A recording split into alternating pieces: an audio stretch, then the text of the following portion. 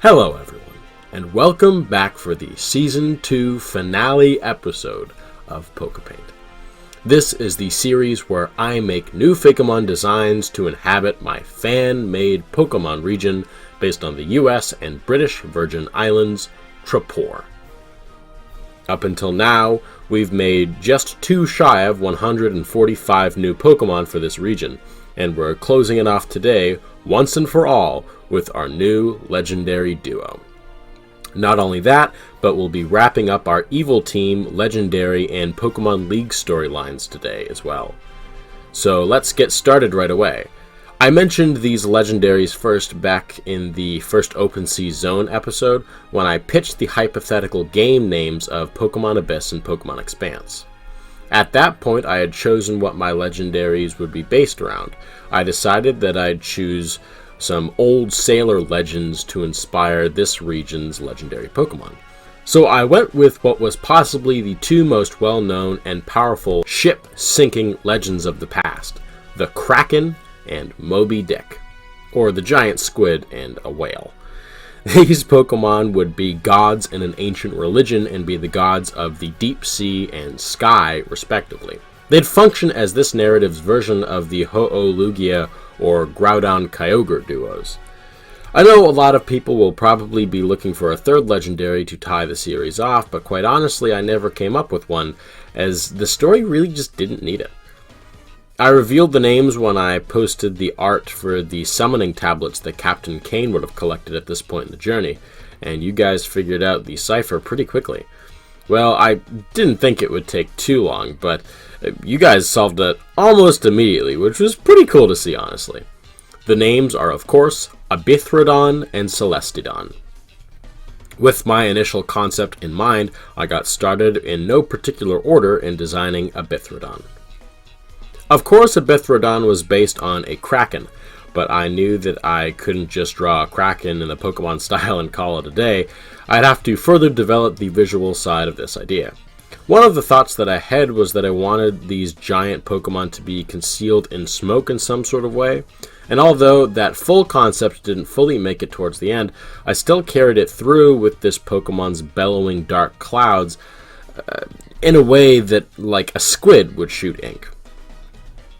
I really had a long sketching phase where I came up with a few ideas that I didn't quite like enough to carry through, but at one point I sketched out the duo to help me visually see how these two would relate to each other, as I thought that that would help me further develop this concept. And that's when I came up with the idea that these Pokemon should have something visually to really easily tie them together, and I came up with the idea of them having pearls to adorn these Pokemon's skin, taking inspiration from Pokemon like Palkia that do that exact thing. I decided that the pearls on Abithrodon would double as the suction cups on a squid's tentacles. I decided at some point to design this Pokemon through its silhouette, as that aspect would be very important in its final product. As, after all, this is a legendary Pokemon, its silhouette is pretty important. I gave its main color a reddish magenta tinge that was more on the purple side, as although I initially considered using a duology of colors like Kyogre and Groudon, I didn't want to invite the comparison too much with these legendaries, as I already knew how similar that they would come across, as their story's basically the same.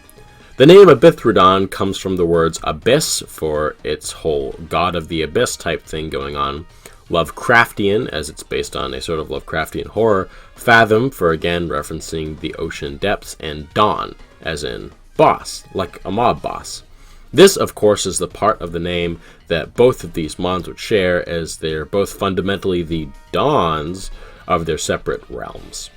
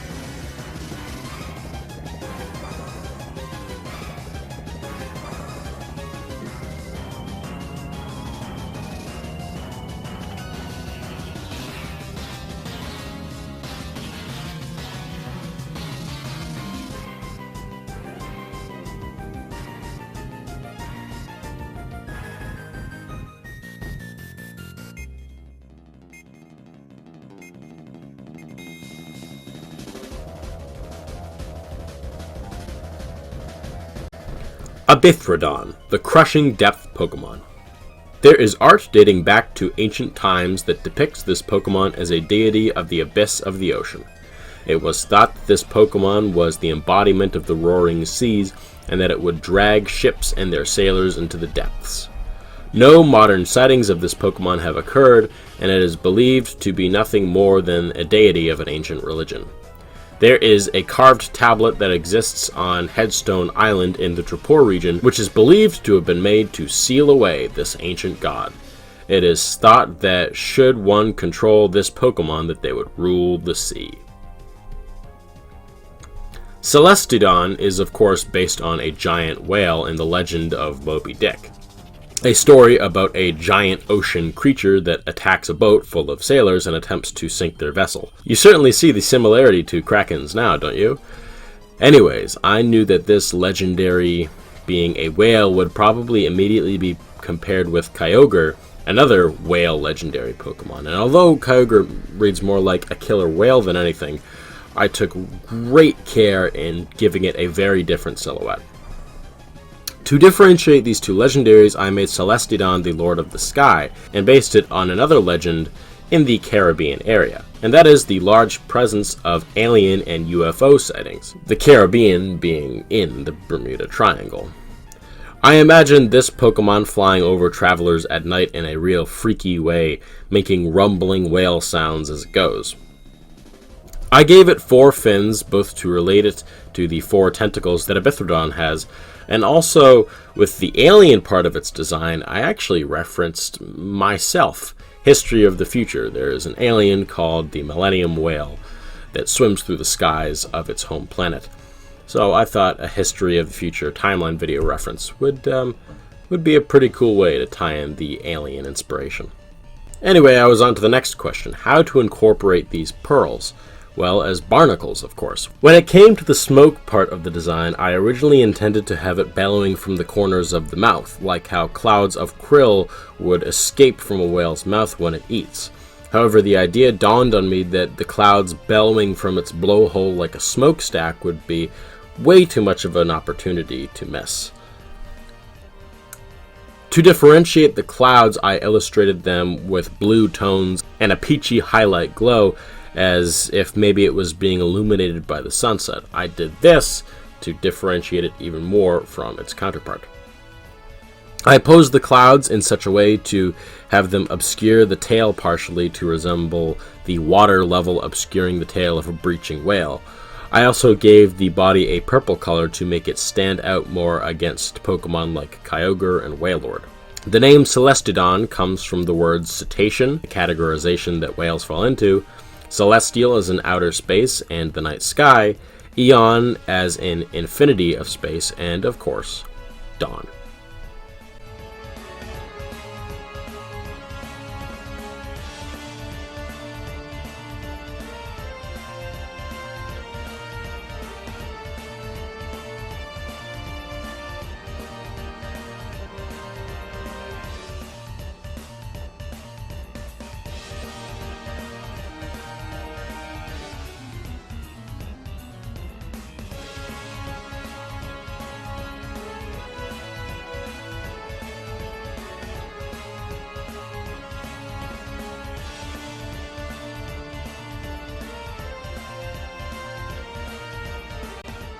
Celestidon, the Stellar Expanse Pokemon. There is art of this Pokemon dating back to ancient times that depicts it as a god of the stars in the sky. It was thought that this Pokemon was the embodiment of the changing weather and celestial movements, and it was believed that should a person encounter this Pokemon flying above them at night, that they would get sucked up into the sky and become lost amongst the stars.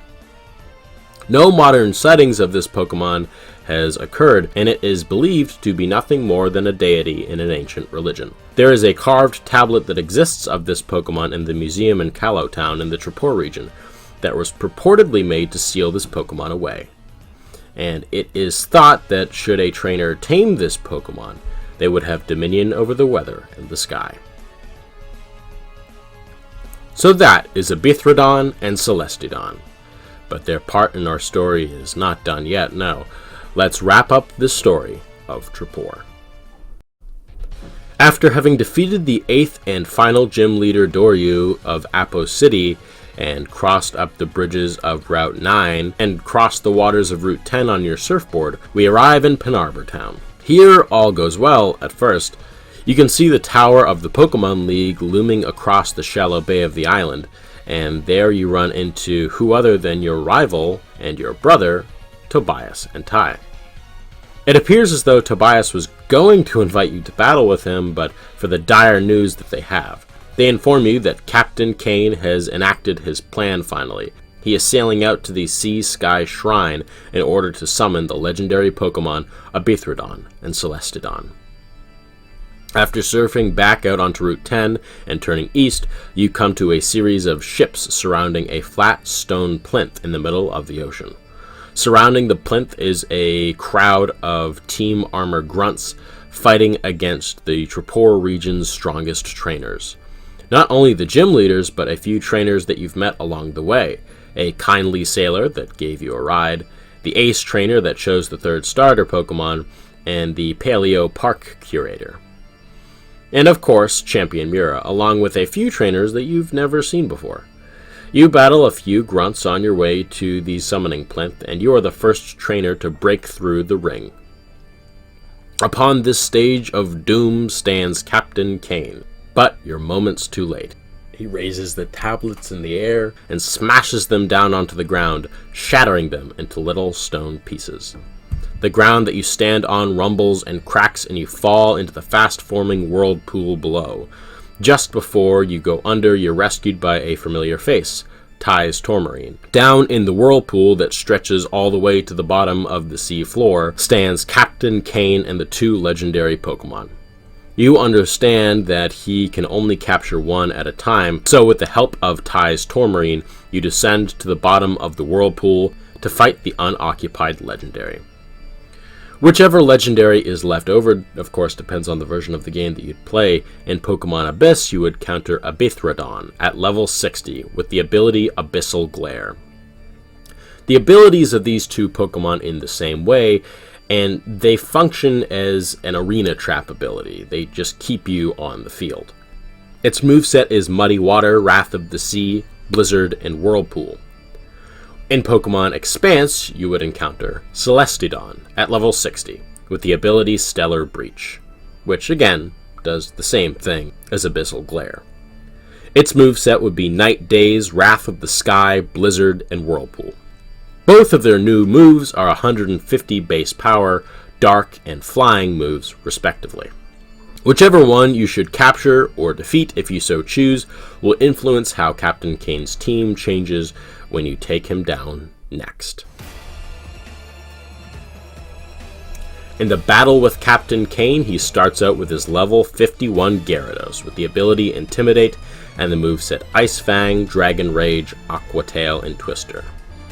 His next Mon is a level 51 Rampart with the ability Gluttony, and the moveset Wood Hammer, Synthesis, Earthquake, and Frenzy Plant. His next Pokemon is the level 52 Murmeligant with the ability Shadow Tag and the moveset Sing, Ice Beam, Confuse Ray, and Dragon Tail.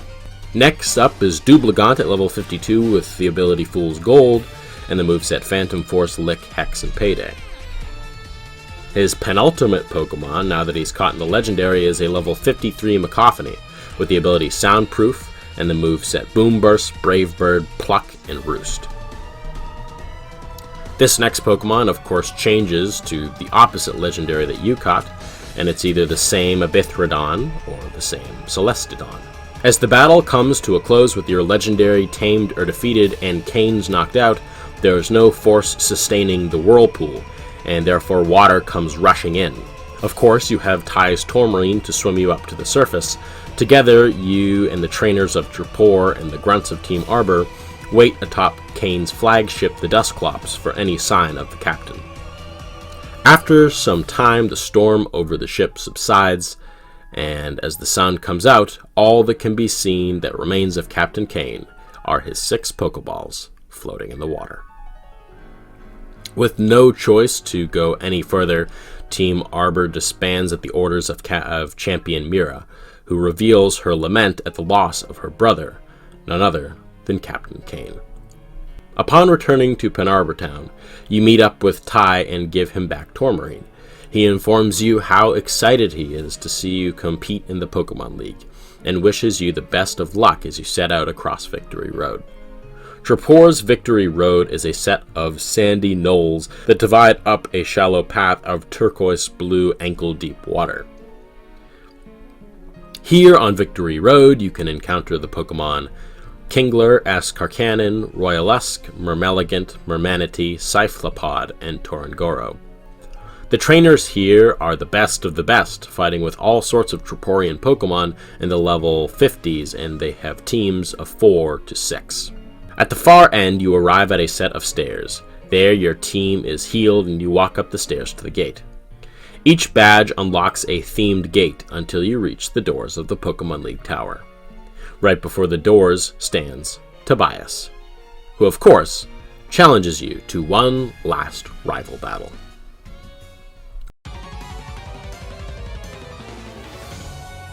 Tobias starts out with his level 57 Dracoburn with Intimidate in the moveset Dragon Breath, Fly, Quiver Dance, and Dragon Tail. His level 57 Faminabra is up next with the ability Vampirism and the moveset Shadow Tag, Embargo, Giga Drain, and Darkest Lariat.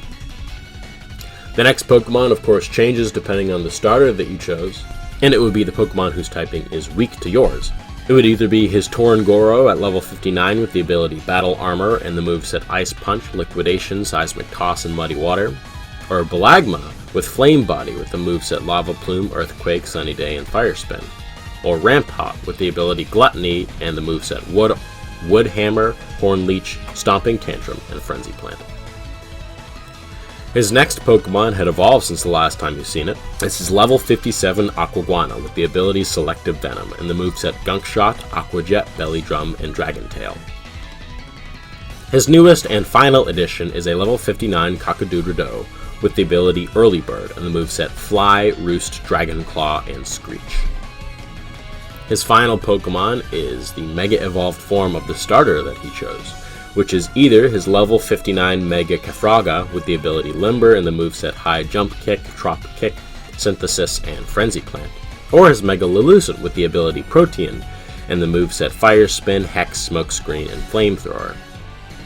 Or it's his Mega Tourmaline with the ability Rock Head and the moveset Aqua Jet, Protect, Head Smash, and Flash Cannon. With Tobias defeated for one final time, he heals you up. He looks upon you as an equal now, and wishes you luck as you take on the Pokemon League. Entering the first league chamber in the center of a sterile gray room stands an armored woman. She introduces herself as Ansel and invites you to battle. Ansel starts out with a level 57 Troporian Aegislash with the ability Stance Change and the moveset Iron Tail, King Shield, Swords Dance, and Shadow Sneak. Her next Pokemon is a level 58 Chromion with the ability Rock Head and the moveset Metal Claw, Atomize, Rock Polish, and Iron Head. Next up is level 57 Claybly with the ability Intimidate and the moveset Crunch, Pursuit, Metal Claw, and Rock Polish. Next up is her Troporian Tyrantrum at level 59 with the ability Strong Draw and the moveset Iron Head, Crunch, Roar, and Ancient Power. Her ace Pokemon is a Metagross at level 60 that she Mega Evolves. It has the ability Tough Claws, Hammer Arm, Hyper Beam, Meteor Mash, and Scary Face. After defeating Ansel, you move up the tower to the next chamber, bright with windows and a carpet of grass. Surrounded by bushes cut to look like various Troporian Pokemon, we have the Grass-type Elite Four member, Faramir. To start out the battle, Faramir sends out his level 58 Brutal, the ability Steep, and the moveset Leaf Storm, Scald, Protect, and Synthesis. His level 59 Cocobrawl has the ability Iron Fist and the moveset Mach Punch, Leaf Blade, Dragon Punch, and Withdraw. His level 59 Troporian Ancient Form Auroros has the ability Chlorophyll with the moveset Meteor Mash, Wood Hammer, Synthesis, and Frenzy Plant. His Troporian Ancient Form Bastiodon is at level 60 with the ability Sturdy.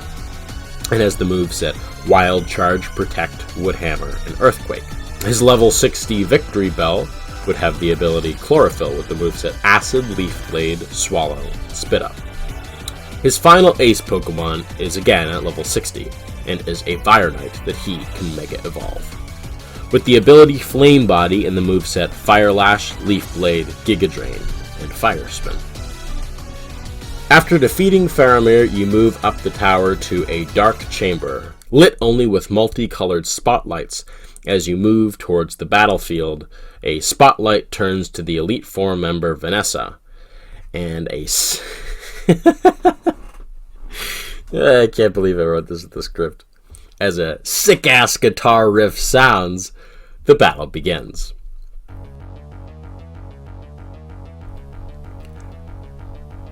She sends out her level 62 Escar Cannon with the ability Mega Launcher and the moveset Acid, Flash Cannon, Rock Polish, and Rock Throw.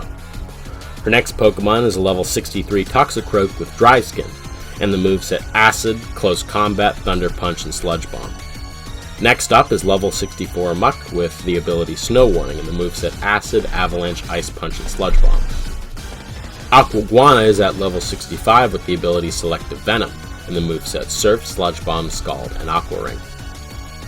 At level 64, she sends out a Corrosion with the ability Corrosion and the moveset Acid, Sludge Bomb, Double Team, and Iron Tail.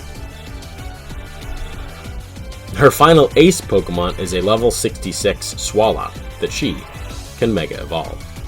With the ability Damp and the moveset Body Slam, Yawn, Swallow, and Belch. The next chamber after beating Vanessa sees the temperature drop. With a floor shrouded in mist and icicles hanging from the ceiling, you approach Callus, and the battle begins. Callus sends out his level 68 Chronoceros with the ability Thick Fat, and the moveset Body Slam, Blizzard, Icicle Crash, and Wild Charge.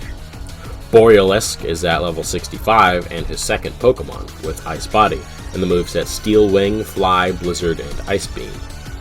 Avalugg is at level 68 with Ice Body and the moveset Body Slam, Icicle Crash, Blizzard, and Iron Defense. And Mermanity is at level 66 with the ability Shadow Tag, and the moveset Aqua Tail, Blizzard, Sing, and Ice Beam.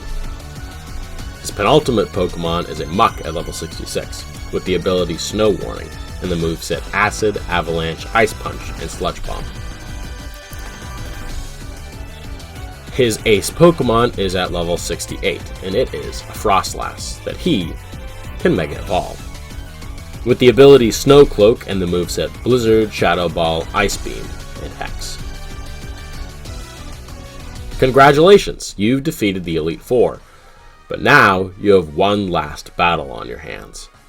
You walk into the open sky chamber after the Pokeball-shaped dome at the top of the tower recedes. Greeted by Champion Mira, who has seen you at points in your journey along the way, and notes your extreme growth as a trainer, says that this battle will still be quite a challenge.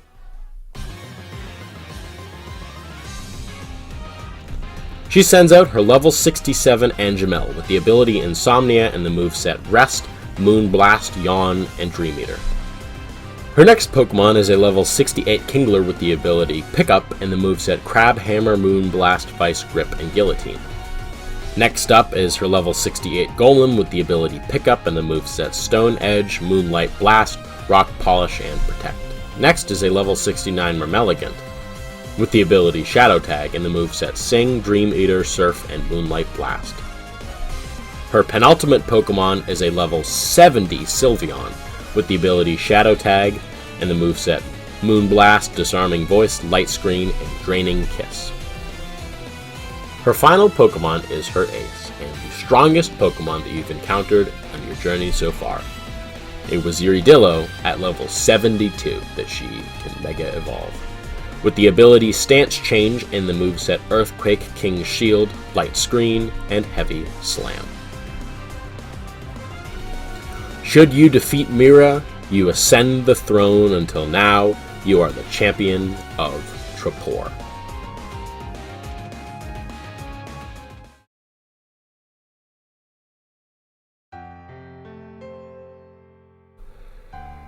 Here's mine, but tell me what your Hall of Fame team would look like in the comments below.